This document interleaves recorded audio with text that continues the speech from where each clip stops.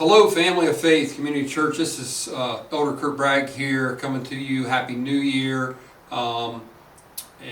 Basically, we're back returning to reflect, and what a powerful message we had Sunday.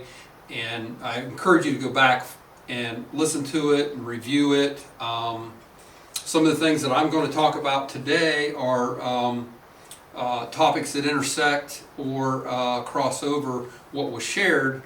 However, there's a lot of other things in what Pastor shared on Sunday that really need digested and reviewed. The things that I want to bring up are kind of questions on the outside or on the cusp of his message. And there were many great things that were in his message.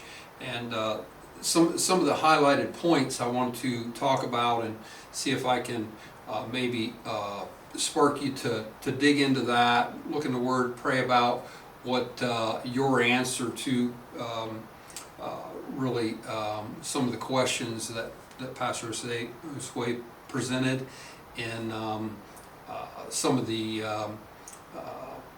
commitments he's asking of us as people of God. And so one of the first things that was brought up was about basically reaping abundant harvests and being able to store up abundant blessings, financial blessings for ourselves and for others, and how you would be able to do that. And we've in past messages we've also referred back to the law of reaping and sowing, and I think it's very paramount even in the message on Sunday. And so we need to be consistent with our tithes and our offerings, and we need to be challenged with our tithes and our offerings. We need to challenge ourselves. We need to ask God. We need to continually look for opportunities to be a blessing. This is how we build up those. This is how we build up that account, if you will, or how we build up the storehouse, how we build up a reservoir of blessing. And as Pastor mentioned, that's he was able to do, him and Lay were able to do exceedingly beyond what they could think in 2022 as far as their giving goes, as far as when they looked back and said, this is what we were able to accomplish, this is how much we were able to give. The math doesn't work out. And I encourage you to do so. You cannot gauge how much you're going to give based upon how much you have left. That's an upside down mentality on godly principles. The farmer doesn't go out and say, well, my harvest was low this year, so I'm not going to plant as much. You still need to plant. You still need to sow, and the godly principles are that God will meet our needs, and He does. And I can testify to that myself. Me and my wife have tested that and know that to be true, and many others have testified. Jillian testified, but many others testify of the faithfulness of God, and it's not in the mathematics that you can do in the natural. It's supernatural mathematics, and God gives the increase, and we say it, but we don't, I think, fully understand it. The power of reaping and sowing, and the power of God's blessing over our finances is far beyond just an imagination of what He can do. It's even beyond that. There's been many times that I know in my life I look back and see where God had come through in a way that maybe even I didn't recognize in the moment. And whether it's exceeding finances. And so that's just one way of measuring it, like what Pastor Josue mentioned, being able to measure at the end of the year. Sometimes it's not even that simple. Sometimes it's more, we didn't have as many breakdowns in our car. We didn't have to take the kids to the hospital. Sometimes there's different things. There's a cancellation of debt that happens that gives you an increase in the amount that you have that you're able to utilize for things. So while the blessing and the multiplication of our finances is truly there, but another thing that is commonly missed is the cancel of the devourer, or the amount that we have left. So that's how the math doesn't work out, is sometimes one bill that we thought was XYZ is tremendously less, or a certain type of bonus that we would get that we otherwise didn't count on. And so what you can't do is you can't, in a season where you may lack, you can't base your giving upon that. You have to be faithful with your giving, your tithes and your offerings, not for the sake of the church, not for the sake of really for the sake that that's what God requires. And so when we remember that it's not ours anyway, and that we're ambassadors for God, and He's taking care of us in every measure, then it becomes simple to give what isn't ours. And I think that a lot of times we wrap our head around the idea of what we have, and not what God has given us to manage. And the reason why I say that way is because when you realize that God is in full control, it's easier to believe for healing. It's easier to believe for blessings in certain areas. It's easier to believe for financial prosperity when you realize that God is the orchestrator of everything that we do, and we're His, and it's His money anyway, so why does it matter? So when we get that, when we really understand that, and that we understand we're fully His, not only in our finances, but yet we're fully His, so He's going to take care, He's going to see us through. He wants us to accomplish those things that He set in our heart. So that's just part of what Pastor Josue shared, and I want to make sure that we understand that. And the question is that are we truly being faithful with what we've been given, or are we holding back? Are we basing our giving on the sheer mathematics that work out at the end of the week? Because first fruits is at the beginning, and we need to. Sometimes I get upside down because in the way I think of that too, because I didn't follow the same principles I'm mentioning. Because I look back and say, well, when did I get paid? And did we do what we say we're going to do when we say we're going to do it? And sometimes that's where the problem lies. But these principles I have tested, and they are true, and they are factual. But it's easy to get in a rut and think only about the instantaneous problem that we're in, instead of the big picture. And I guess that's one of the things I wanted to highlight. The other things that Pastor Josue mentioned was about acceleration, and how things in 2023 are going to accelerate. And that's why we need to lay up some extra finances. God's going to give us an abundance, and is going to make things accelerate. Things that took us, years would take us months. Things that took us months would take us weeks. Things that take us weeks take us days, and or that was projected to take that. And so, what's that look like? There is a process that takes place and everything that, you know, we have an imagination of the process sometimes. We have a imagination of the harvest time and how long it's going to take for our crops to be in the ground before they're harvested. I'm not sure we fully understand it, or I should say, I'm not sure I fully understand it all the time.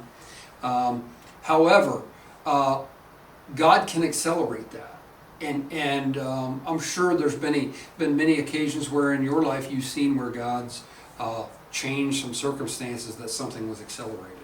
And so we need to be expecting that. We need to be believing that. We need to be understanding that that things will speed up in the last days in that way.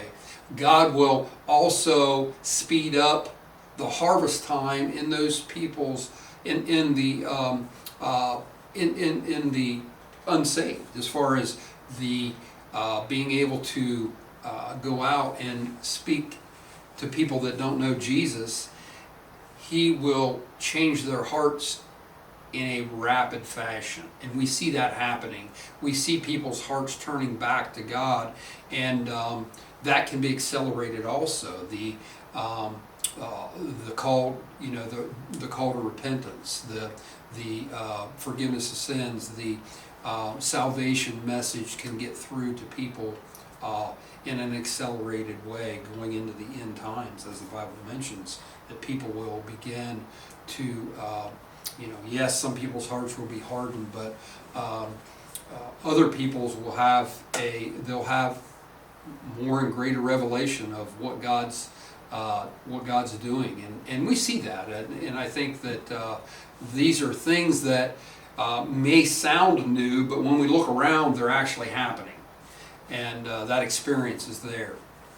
And so another thing that was brought up was about the prize and running to receive the prize, running as if we're continually running to win that prize and to be the best that we can be. And are we doing that? Are we settling for second best? Are we settling for second place? Are we settling for second place before we start the race? And I think that's the biggest question.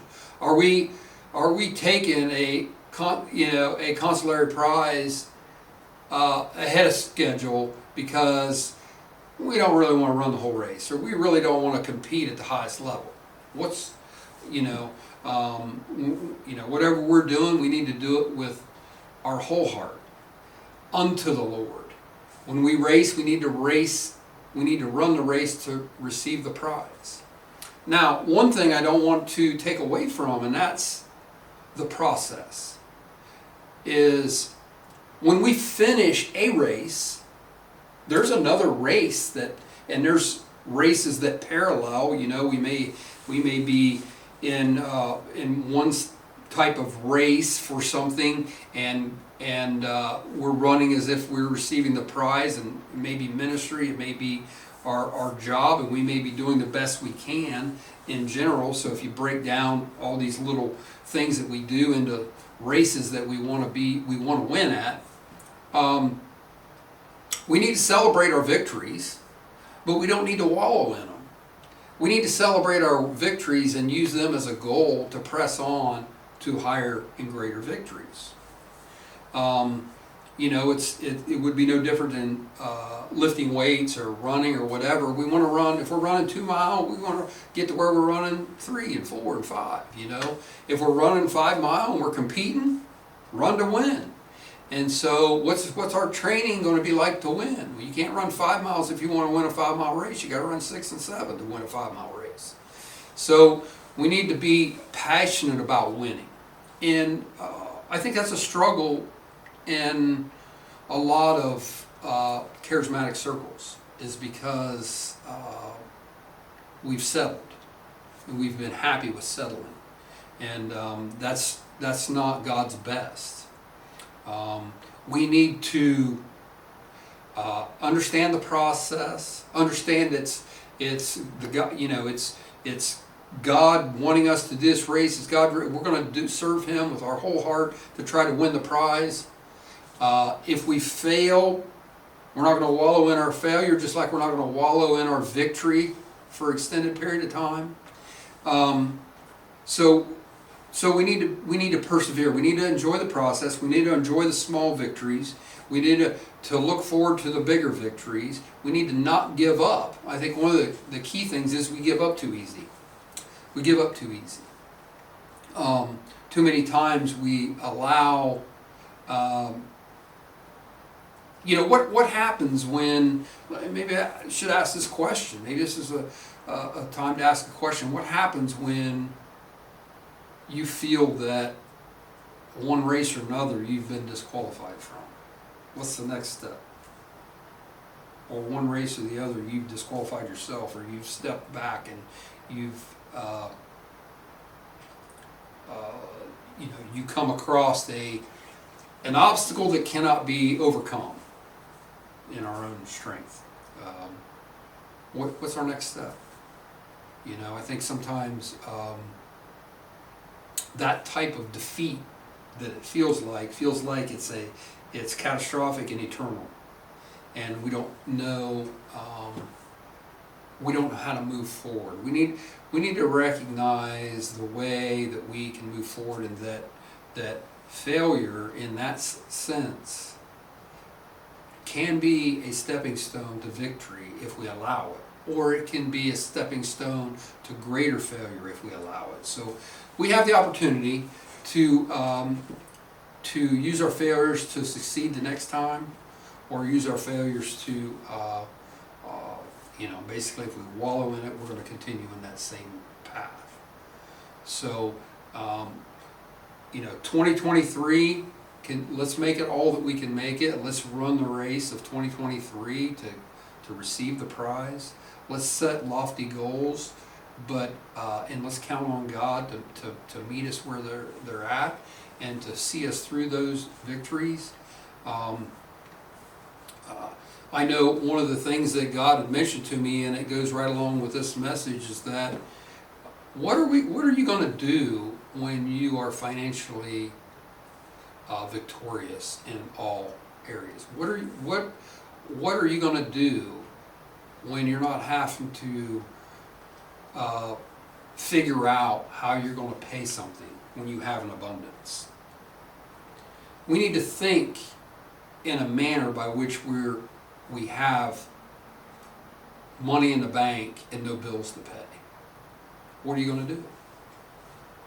That it's something that we need to dwell more on than what are we going to do if we don't get X, Y, Z, or what are we going to do if you lost your job, or what are we going to those type of problems. They have their own struggles, but what are we going to do when we're victorious? We need to have I think we come from a poverty mindset, even to the degree by which we don't know how we're going to use blessings and financial prosperity. Because if we don't know how to do the one, then we must be part of the other. So anyway, thanks so much. Hope you can gain something out of this, and go back and listen to Pastor's message, and let's be victorious in 2023.